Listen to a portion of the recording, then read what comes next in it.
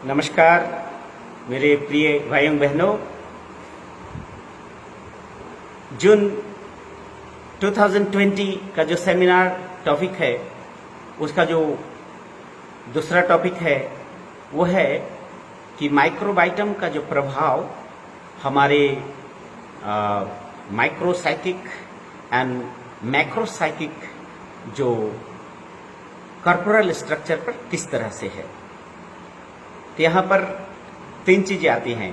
पहला माइक्रोबाइटम, दूसरा उसका प्रभाव माइक्रोकॉज्म, तीसरा है मैक्रोसाइकिक कॉर्पोरल स्ट्रक्चर। मैक्रोसाइकिक कॉर्पोरल स्ट्रक्चर का मतलब क्या है? मैक्रोसाइकिक कॉर्पोरल स्ट्रक्चर का मतलब है, जैसे कि हम लोग जानते हैं कि ये जो भी स्ट्रक्चर, जो भी आधार हम देखते हैं परिदृश्यमान जगत में, ये सब कुछ भूमा चित्त का ही, भूमा मन का ही अभिप्रकाश है।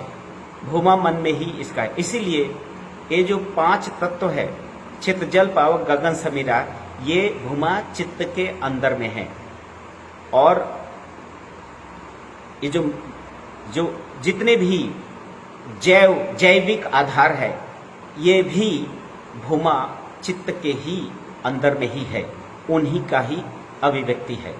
इसीलिए माइक्रोबाइटम का जो प्रभाव है वो जैव और अजैव, अर्थात लिविंग और नॉन लिविंग, दूसरी बात एनिमेट और इनएनिमेट जगत में किस तरह से प्रभाव डालता है।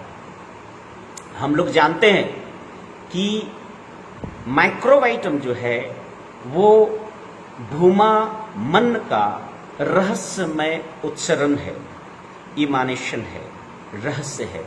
रहस्य इसलिए है क्योंकि इसको हम जान नहीं पाते हैं। जो चीज इंसान अपनी बुद्धि के बल पे जान नहीं पाते हैं, उसको या तो एब्स्ट्रैक्ट बोलते हैं, भाववाद बोलते हैं, या तो कह देते हैं कि रहस्य है। ये इंसान का या बुद्धि का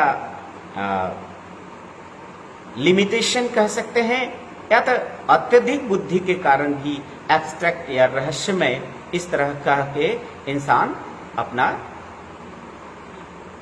अपने आप को संतुष्ट कर लेते हैं, क्योंकि उसके बाहर का चीज ये नहीं है। लेकिन बाबा आनंद मूर्ति जी ने इस रहस्य को उजागर किए हैं। इस रहस्य को किस तरह से उजागर किए हैं? उन्होंने कहा कि माइक्रोबाइटम भूमा मन का रहस्यमय उत्सरण अवश्य ही है, लेकिन ये माइक्रोबाइटम तीन तरह के हैं, ये बाबा बताए हैं। कुछ ऐसे माइक्रोबाइटम हैं जो कि आपके सूक्ष्मदर्शी, उच्च उन्नत जो सूक्ष्मदर्शी है, उसके माध्यम से हम देख सकते हैं।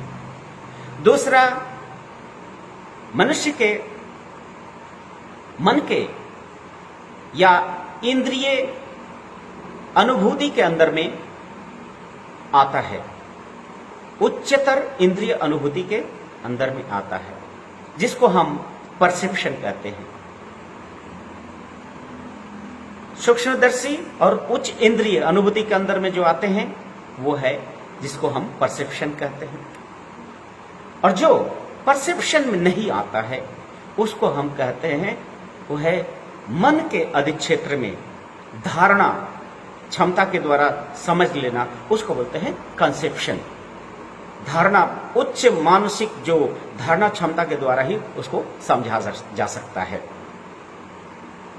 तीसरा है जो न मन के परिधि में आता है, न इंद्रियों के अनुभूति के अंदर में आता है। ये आता है हमारे, कह सकते हैं कि भाव तरंगों के द्वारा इसको हम समझ सकते हैं। अब इस माइक्रोबाइटम को तीन गुणगत दृष्टि से तीन तरह से बांटा गया है। जनरली ये दो ही है, पॉजिटिव एंड नेगेटिव। बट एक न्यूट्रल भी है जिसका कोई विशेष रोल नहीं है, इसलिए उस पर उसका ज्यादा हम लोग चर्चा नहीं करेंगे। हम लोग ज्यादा जो चर्चा करेंगे है पॉजिटिव एंड निगेटिव। माइक्रोबाइटम इस विश्व ब्रह्मांड के किसी भी कोने में मूव कर सकता है। हर कण में, हर एटम्स में, हर मॉलिक्यूल्स में, कॉर्पोरल स्ट्रक्चर हो, नॉन कॉर्पोरल स्ट्रक्चर हो, हर स्ट्रक्चर में इसका इन्फ्लुएंस है। और ग्रह, नक्षत्र, निहारिका, कॉमेट्स, मेटियोर, नेबुला, किसी भी क्षेत्र में अबाध गति से ये मूवमेंट कर सकता है, क्योंकि इसका जो मूवमेंट है वो तन्मात्रिक है। तन्मात्रा के माध्यम से, इन्फ्लुएंसेस के माध्यम से ये मूव कर सकता है। और कह सकते हैं कि ये माइक्रोबाइटम जो है, ये जितने भी इन्फ्लुएंसेस है, कोई भी इन्फ्लुएंस उसको रोक नहीं सकता। वो रूप हो, रस हो, शब्द हो, गंध हो, वो स्वाद हो, कोई भी स्ट्रक्चर उसके मूवमेंट को नहीं रोक सकता। ये मूव करता है और इसका प्रभाव वो डाल सकता है। इसलिए जो स्थूलतम जो स्ट्रक्चर है, जो क्रूड स्ट्रक्चर है, जिसमें तमोगुणी प्रभाव ज्यादा है, वहां पर निगेटिव माइक्रोबाइटम बहुत आराम से काम करता है। और जहां पर सतोगुणी प्रभाव है, सात्विक प्रभाव है, वहां पर पॉजिटिव माइक्रोबाइटम का जो फंक्शन है वो डोमिनेंट रहता है। इसीलिए बाबा आनंद मूर्ति जी कहते हैं कि ये जो पॉजिटिव माइक्रोबाइटम है, इस पॉजिटिव माइक्रोबाइटम का इसका जो फंक्शन है द्विमुखी है। द्विमुखी मतलब टू डायरेक्शनल। टू डायरेक्शन का मतलब ये हुआ कि हमारे ये विशुद्ध चक्र के ऊपर और पिनियल के नीचे, सहस्रार के नीचे, गुरु चक्र तक इसका कार्य क्षेत्र है। और दूसरा क्या है? दूसरा है कि विशुद्ध चक्र से नीचे, अर्थात मानवीय जितने आधार है, मानवीय स्ट्रक्चर है, अर्थात मानवीय जहां अभिव्यक्तियां हैं, विभिन्न चक्रों, मंडल, ग्रंथियां, ग्रंथिरस को किस तरह से ये यहां से नीचे मूलाधार तक भी ये प्रभावित रहता है। किंतु इसका जो डोमिनेंसी है, डोमिनेंस जो है, इसका प्रोमिनेंसी है, वो अनाहत चक्र से ऊपर ज्यादा होता है। कह सकते हैं कि पॉजिटिव माइक्रोबाइटम का क्षेत्र अनाहत चक्र से ऊपर चलता है। अर्थात ये जो sidereal plexus, solar plexus, lunar plexus और लास्ट में जो गुरु चक्र है, गुरु चक्र कह सकते हैं पिट्यूटरी का जो है एक्सटेरियर पोर्शन, आउटर पोर्शन, और पीनियल का स्टैटिक पार्ट, स्टार्टिंग पॉइंट, प्रारंभ बिंदु तक ही पॉजिटिव माइक्रोबाइटम का फंक्शन है। इससे ऊपर वो आगे काम नहीं कर सकता है। अब आते हैं कि ये जो पॉजिटिव माइक्रोबाइटम है किस तरह, और निगेटिव माइक्रोबाइटम का कहाँ काम कर रहा है, वो हमारे मणिपुर चक्र तक। अब मणिपुर चक्र से यहां तक ऊपर तक इसका कार्य क्षेत्र है, लेकिन जनरली मणिपुर और मणिपुर से नीचे ही इसका ज्यादा इफेक्ट है। तमोगुण प्रधान जो चक्र है, मणिपुर, स्वादिष्ठान एंड मूलाधार पे इसका इफेक्ट ज्यादा है, प्रोमिनेंट है, डोमिनेंट है। बट हमारा सोलर प्लेक्सस और इसके ऊपर में इसका डायरेक्ट कोई प्रभाव नहीं है, इनडायरेक्ट प्रभाव है।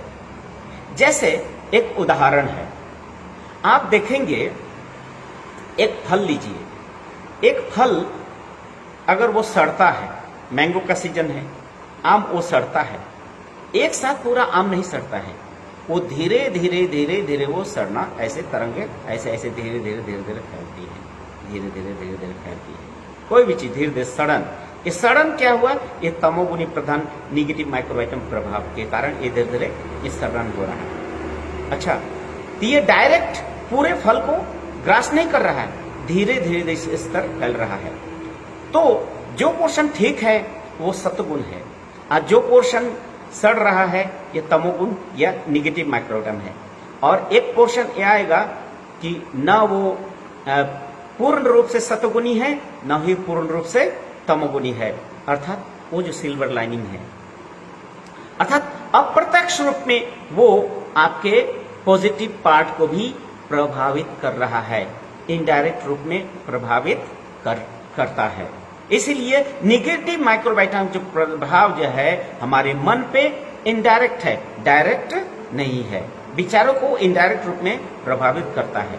लेकिन positive microvitum can effect anywhere or any portion of our body. अब आइए धीरे धीरे हम एक एक क्वेश्चन को आगे बढ़ते हैं। जैसे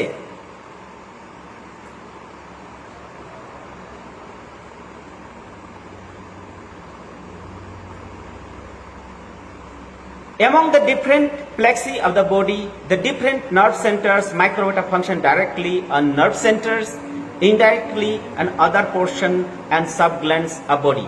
They greatly influence the solar plexus, sidereal plexus. In the solar plexus, they influence the vocal.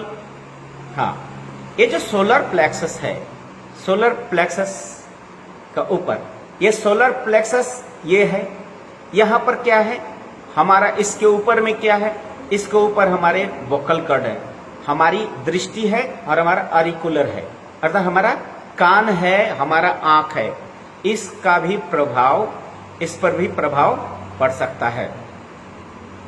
either in pro materialistic order or pro spiritualistic order.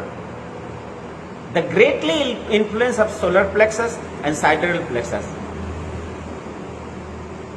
है, इसका प्रभाव है। Okay, but above the igneous plexus the negative microbiome cannot function. ये काम directly नहीं कर सकता। That is above the igneous plexus the role of positive microbiota is prominent and the role of negative microbiota is insignificant, far less than that of positive microbiota. Similarly, in igneous structure and below the influence of negative microbiota is prominent and that positive microbiota is insignificant. ये अग्नि चक्र में positive माइक्रोबाइटम का जो function है वो insignificant है, dominant है negative माइक्रोबाइटम।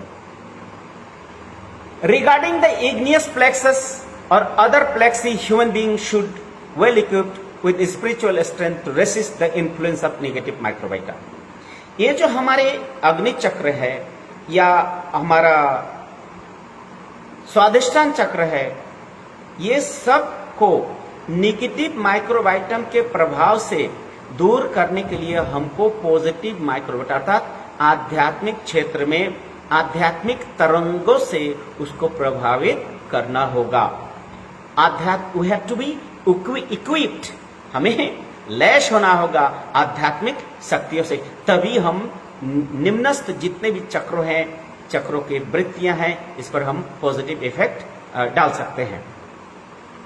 In the sidereal plexus, if positive microbiota are allowed to function properly, accelerated by spiritualistic mobility or stamina, people become sanguine in each and every activity of welfare and service.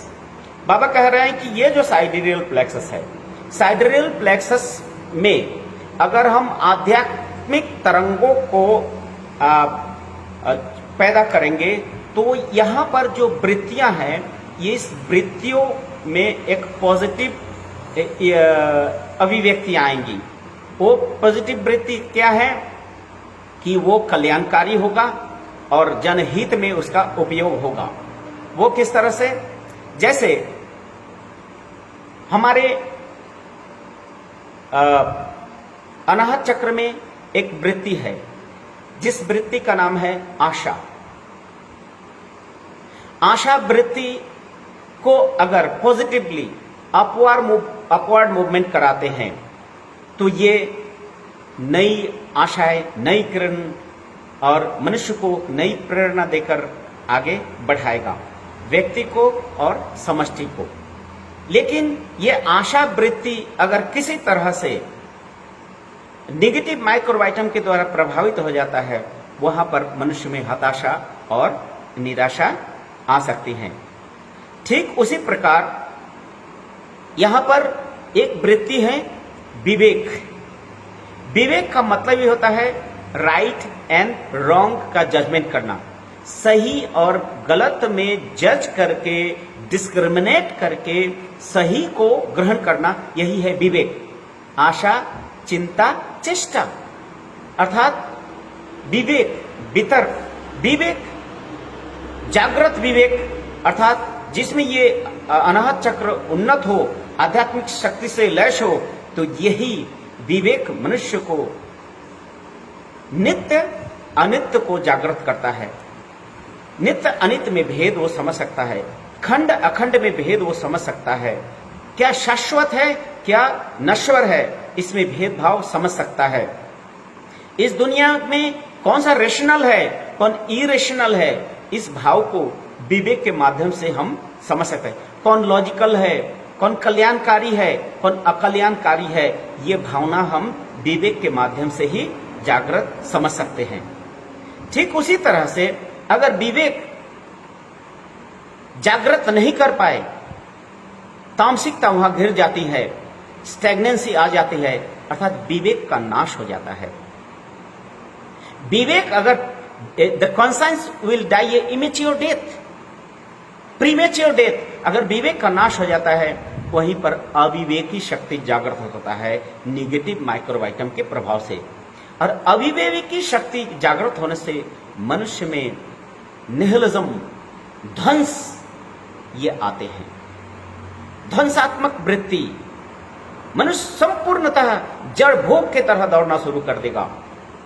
जीवन के जो परम लक्ष्य है उससे भूल जाएगा और जड़ भोग की ओर, जो चीज नहीं चाहिए उसी के पीछे दौड़ेगा। आज वस्तु जगत में, वास्तव जगत में हम जो कुछ भी देख रहे हैं, जो भी जड़ता हम देख रहे हैं, जो भी इनर्टनेस है, गतिहीनता को देख रहे हैं, जो भी अन्याय, अविचार, व्यभिचार, जो कुछ देख रहे हैं, ये निगेटिव माइक्रोबाइटम के कुप्रभाव के कारण विवेक का नाश होना और ये तमोगुण प्रधान के कारण आज समाज इस अवस्था में खड़ी है। आज जो कोरोना काल में हम लोग जो कुछ देख रहे हैं, ये निगेटिव माइक्रोबाइटा का ही ये कुप्रभाव। कोरोना इटसेल्फ इज निगेटिव माइक्रोबाइटम, जिस हजारों लाखों लोगों का जान ले रहा है, हर दिन ले रहा है। ठीक उसी तरह से हमारे मन में चेष्टा वृत्ति है। चेष्टा मतलब कोशिश, अच्छा कुछ अच्छा करने की मनोभावना, कुछ अच्छा कर जाने की, कुछ अच्छा क्रिएट करने की भावना, ये चेष्टा वृत्ति में रहती है। लेकिन यही चेष्टा अगर ऊर्ध्वमुखी अर्थात सोलर और लूनर प्लेक्सस के तरफ सूक्ष्मता की अगर नहीं बढ़ाते हैं, अगर पॉजिटिवली उसको रिचार्ज नहीं करते पॉजिटिव माइक्रोबाइटम के द्वारा, वो निगेटिव हो जाएगा, निश्चित हो जाएगा, निश्चेष्ट हो जाएगा, मनुष्य वहीं पर स्थिरता आ जाएगी। इस तरह से हमारे मन में आशा, चिंता, चेष्टा, विवेक, वितर्क, अनुताप, रिपेंटेंस, अनुतापिक वृत्ति है, ये अनाहत चक्र में है। अर्थात किसी तरह से अप्रत्यक्ष रूप से भी, जाने अनजाने में भी किसी के द्वारा कोई अगर गलती हो जाती है, अगर उसमें विवेक जागृत है तो उसमें अनुताप जरूर होगा, वो पश्चाताप जरूर करेंगे, रिपेंट करते हैं, रिपेंट करके फिर वो अपने आप को सुधार भी लेते हैं। लेकिन यही अगर अनुताप वृत्ति विवेक के अभाव में खत्म हो जाता है तो मनुष्य क्या हो जाते हैं, क्रूर हो जाते हैं, हिंस्र हो जाते हैं, उसमें संवेदनाएं खत्म हो जाती है। गलती करने के बाद भी वो कभी माफी नहीं मांगते हैं, गलती करने के बाद भी उनको अनुशोचना या अनुताप या पश्चाताप नहीं होती है। यही है पतन का कारण। यही है कि इसी कारण जब निगेटिव माइक्रोबाइटम का खूब प्रभाव होता है, निहिलिज्म, सिनिसिज्म और मनुष्य के जो मानविक जो संप्रदाय हैं वो धीरे धीरे ध्वंस हो जाते हैं, समाप्त हो जाते हैं।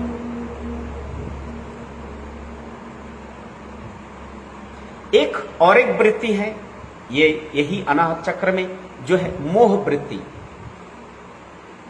मोह वृत्ति भी मनुष्य पॉजिटिव माइक्रोबाइटम अगर प्रभावित है, ये साइडरल प्रभावित है, ये मोह मनुष्य को क्या करेगा?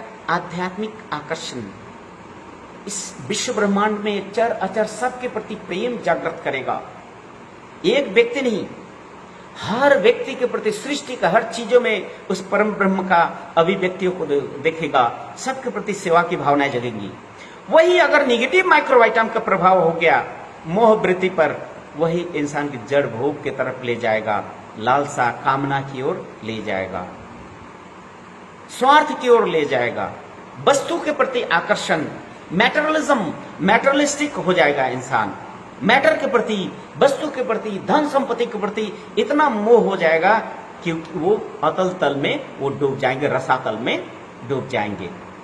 इसलिए मनुष्य के ये जो साइडरल प्लेक्सस है, इस साइडरल प्लेक्सस को किसी भी तरह से निगेटिव माइक्रोवाइटम के कुप्रभाव से बचाना ही पड़ेगा, नहीं तो मनुष्य लालची होंगे, मनुष्य भोगी होंगे, जड़ होंगे, क्रूर होंगे, दूसरे के प्रति, जो दूसरे की भावनाओं को जो समझने की जो सामर्थ्य है वो मनुष्य में खत्म हो जाएगी। अब आइए igneous plexus. Influence of negative microbiota is more than that of positive microbiota. Result is static. यहां पर तमोगुनी प्रभाव है। Physico-panoramic maximitis of negative microbiota. ये एक शब्द है, बहुत ही इंपॉर्टेंट है। Physico-panoramic maximitis. Physico-panoramic maximitis क्या है? भौतिक तारंगिक अधिकता, मिनिमाइटिस अर्थात जड़ता, भौतिक तारंगिक, मिनिमाइटिस का मतलब है जड़ता, जड़ता की ओर ले जाना, ये निगेटिव माइक्रोवाइटम का कुप्रभाव है। But if there is spiritual practice and it is directed to spiritual longings, the reverse may be the case. इसका उल्टा इसका प्रभाव होगा। That is this static physical panoramic minimitis may be transmuted into sentient psychopanoramic maximitis of positive microbiota. ये जो physico-panoramic जो मिनिमाइटिस है, माने जड़ता को ट्रांसम्यूट कर सकते हैं आध्यात्मिकता के द्वारा, अर्थात पॉजिटिव तरंगों के द्वारा पॉजिटिव माइक्रोवाइटम की सृष्टि करके। इसी को कहते हैं साइकोपैनोरमिक मैक्सिमाइटिस, अर्थात मनोजागतिक जो चरम उन्नति तक हम पहुंचा सकते हैं। इसीलिए हमेशा निगेटिव माइक्रोवाइटम के कुप्रभाव से हमें दूर रहना ही पड़ेगा। Similarly in the pneumatic plexus Anahata chakra also inertia regarding worldly affairs is converted into inertia regarding something bad, something worsening. जड़ता जो है इंसान को नाश कर देता है, गति को ही धूमिल कर देता है, स्तब्ध कर देता है।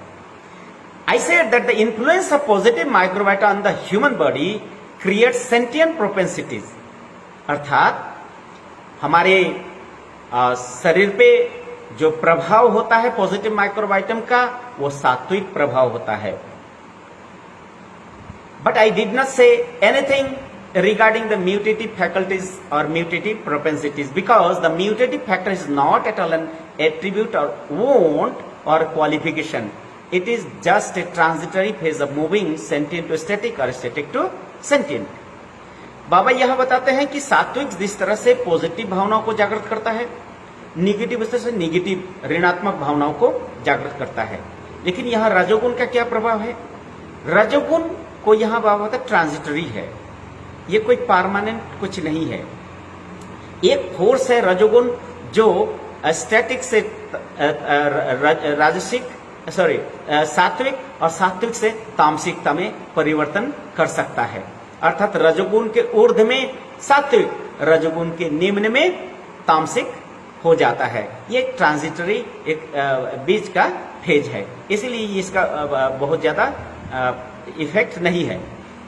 The igneous plexus that maintains the balance of the physical structure, ये जो हमारा अग्नि चक्र है, अर्थात इग्नियस प्लेक्सस है, जो मंडल है, ये हमारे आधार को मेंटेन करता है, हमारे भौतिक आधार को मेंटेन करता है। Also the symmetry of the psychophysical and psycho spiritual order, और यही मनुष्य के मानस आध्यात्मिक और मानस भौतिक दोनों जगत को संतुलित करता है। Is the controlling point, hence it is the hub of the body and the navel of the body. ये बॉडी का हब भी है और इसका शरीर का केंद्र बिंदु भी है, नैब है, इसीलिए इसको नैबल बोलते हैं। Similarly in the case of our social structure,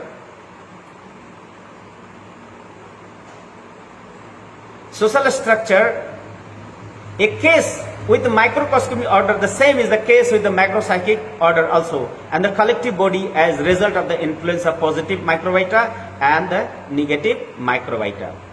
तो बाबा यह कहते हैं कि जो मनुष्य के जो सामाजिक स्ट्रक्चर है, इस सामाजिक स्ट्रक्चर में भी पॉजिटिव माइक्रोवाइटा मनुष्य को उत्थान कराता है और निगेटिव माइक्रोवाइटा मनुष्य को डिग्रेड कराता है, समाज को पतित या पतन के कगार पे ले जाता है। आज हम सब लोग उस चीज को अनुभव करते हैं कि समाज के व्यक्ति के चरित्र और सामाजिक जीवन में जो चरित्र है कितना गिर चुका है। ये बोलने का चीज नहीं है, हर लोग इसको अनुभव कर सकते हैं, इसके ऊपर उठना चाहते हैं। I hope that you will not allow any degradation to take place in the human order, in the human system. मेरा पूर्ण विश्वास है कि तुम लोग इस पतन को स्वीकार नहीं करोगे, and so you should encourage others on the path of righteous and spiritually, so that negative microvita will not get any scope to function on micropsychic corporal structure or macropsychic corporal structure। बाबा ने बताया, inspire everyone to build their character in such a way that no one get chance to think that their life has become spoiled।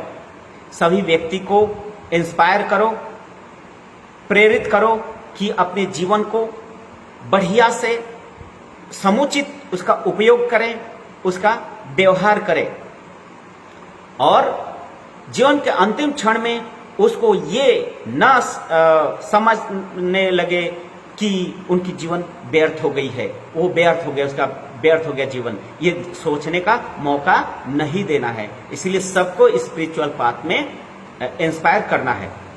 यहां पर और एक बातें आती हैं, जैसे स्वाधिष्ठान चक्र में कुछ वृत्तियां हैं, कुछ वृत्तियां मूलाधार चक्र में हैं। इस जो स्वाधिष्ठान चक्र और मूलाधार चक्र के जो 4 वृत्तियां हैं, जैसे धर्म, अर्थ, काम, मोक्ष। अगर धर्म वृत्ति को अगर हम जागृत नहीं करेंगे, धर्म साधना नहीं करेंगे, तो लोग अधार्मिक हो जाएंगे, अर्थात प्रकृति के खिलाफ चलना शुरू कर देगा, प्रकृति के बनाए हुए सिस्टम को उजाड़ देगा, खत्म कर देगा। अर्थ मतलब मीन्स चाहत।